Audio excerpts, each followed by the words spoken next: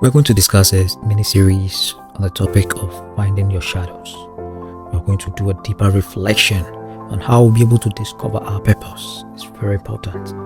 People walk through this life finding ways and means to know what God purposely created them for, what they are supposed to do on this life. And it has been a headache for a lot of people.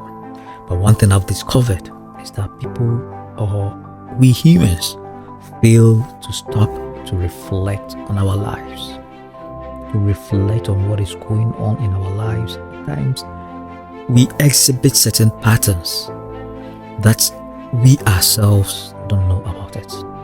And it takes a lot of reflection, mentorship, coaching to be able to identify all those thoughts. In this video, I don't want us to track issues or to drag on topics, discussing unnecessary topics. We'll be diving deep into reflective questions. All that I want you to do is take time, pause, and reflect on the questions that I'll be pointing out. I cannot do that, answer those reflective questions for you. Just like I always tell my client, you need to take time, reflect deeper, look deep into your heart, search your life, go into your past, look into patterns. At times you even have to listen to yourself when you are talking to others. This is where you are going to be able to get the answers in order to reflect on your lives. So I want you to take these episodes very seriously, so that will help you to answer a lot of questions. It will save you some money that you'll be using to go and pay some coaches in order to help you to discover your purpose, or to help you realign or reshape your life. I have put this together from some questions that I delve into with my clients. So not to waste time, let's go into it. What is a shadow? You hear me saying shadow. What is a shadow? We are all having parts of ourselves we try to hide. That is insecurities, fears, painful memories, impulses we don't understand. Carl Jung called this the shadow. But what if what you are hiding is the very thing that could set you free? Carl Jung, one of the most influential psychologists of the 20th century, described the shadow as the unconscious aspect of the personality in the consciousness, that is, your conscious ego does not identify in itself. In simpler terms, it's everything about yourself or ourselves we've rejected, we've denied, or buried deep.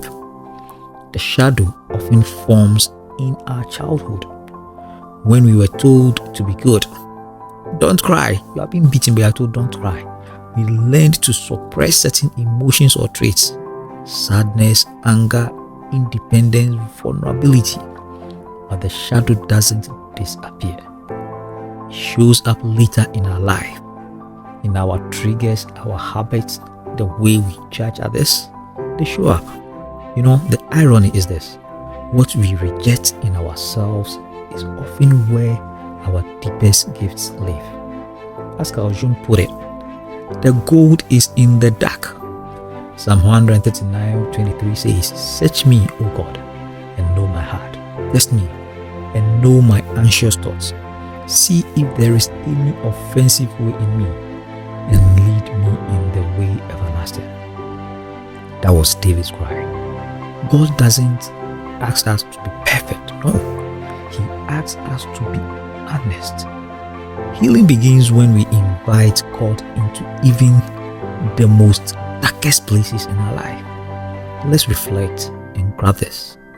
Grab a journal and think deeply on this. 1. What are 3 things I strongly dislike in others?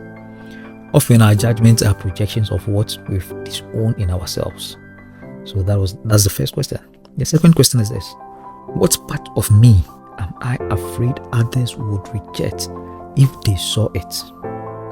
Your answer might point straight to your shadow. Yes, it will point straight to your shadow. And 3, who am I trying to be for others? And who am I really? Let me give you a real life illustration. Take Sasha as a young executive who constantly praised she's been praised for her drive, but beneath her hustle was fear, that is fear of being seen as lazy or unworthy. She realized her overworking wasn't just ambition, it was her shadow, trying to prove her worth through that. Once she faced it, she began leading with confidence, not pressure anymore. That's the power of the shadow, and that is how it works. Your shadow is not your enemy. No, it's the part of you waiting to be loved into wholeness. I believe you've answered those questions. In the comments, drop one word for me that associates with your shadow. Journal it privately, and let's begin a conversation after this video in the comments below. I want you to subscribe and like if this video resonated with you. And stay tuned for the next episode where we are going to discover or discuss the mask we wear. We are just getting started, so fasten your seatbelt. After answering the 3 questions, you can jump to the next episode.